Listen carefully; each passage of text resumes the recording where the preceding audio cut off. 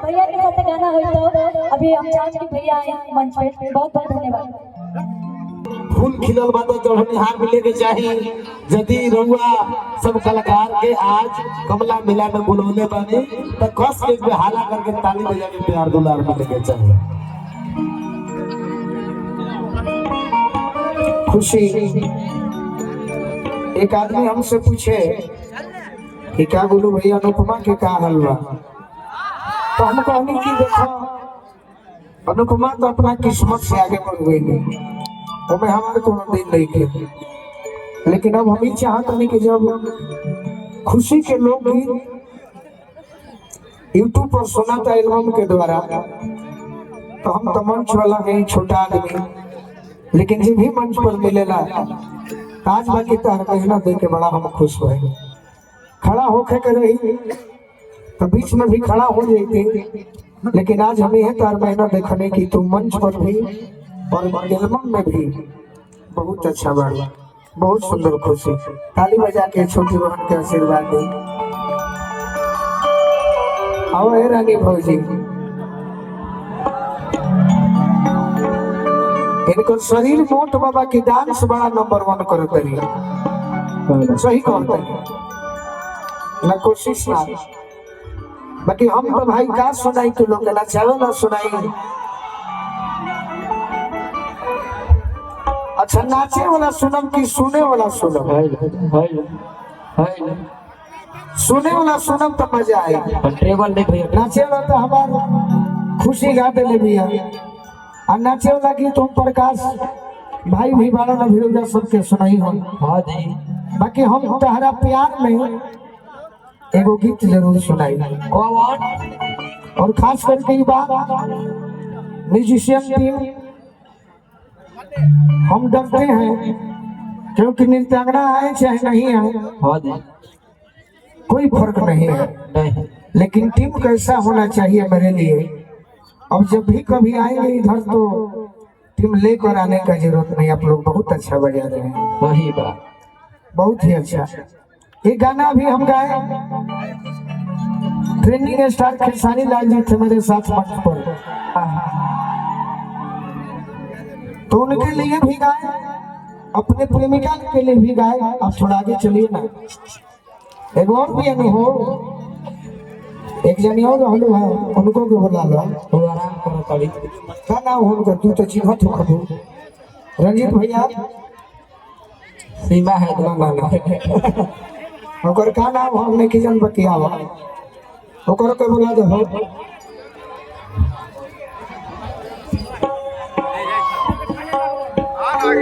एक लड़का एक लड़की से कहता है, क्या कहता है? अरे तोहरा के होता के तो वाह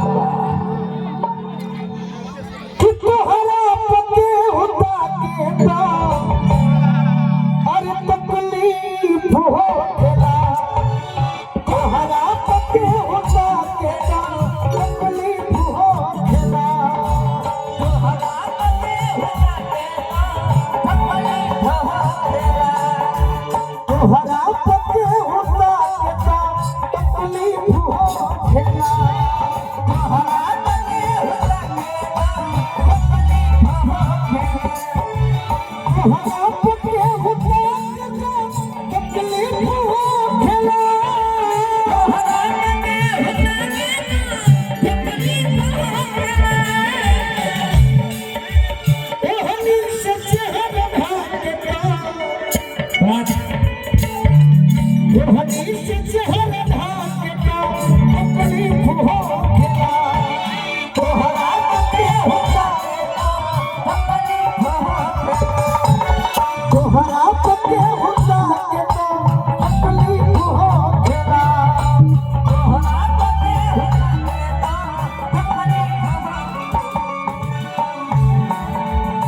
मन से नाचा नाचा हो लगी क्या बात है हो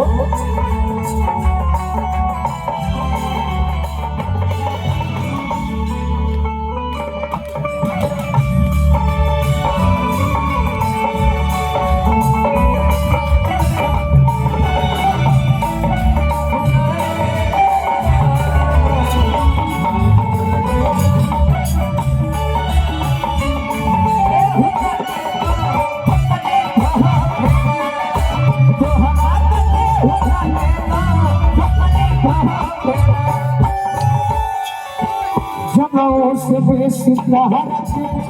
जनी मनी हम जनमों से बेसी तहर के जनी मनी हम जनमों से बेसी तहर के जनी मनी हम जनमों से बेसी तहर के जनी मनी हम। बहुत प्रयास नहीं करके जान बजाओ तो नहीं है बजे सही का कि जनमों से बेसी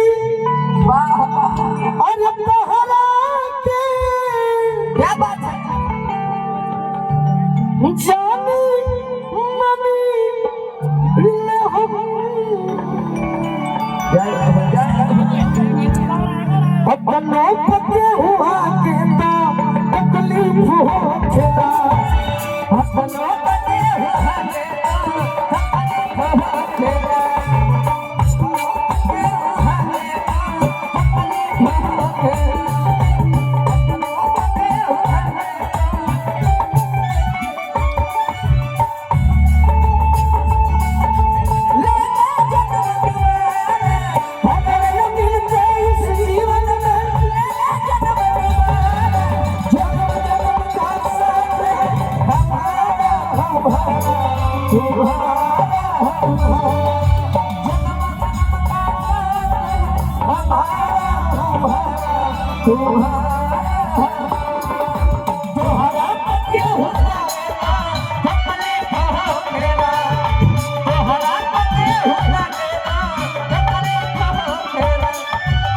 रानी जी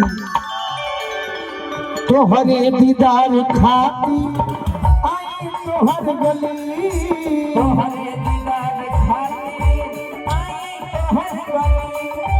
तोहरे दीदार खाती आई तोहर गली तोहरे दीदार खाती आई तोहर भैया कि तोहरे दीदार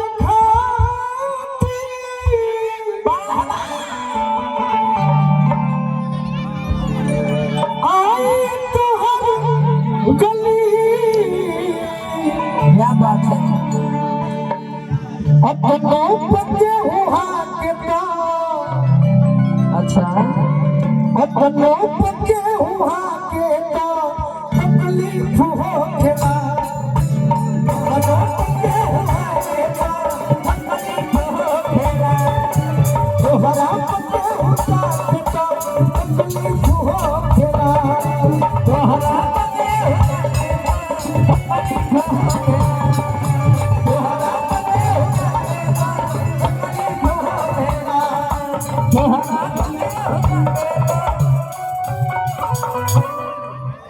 कि तोहरा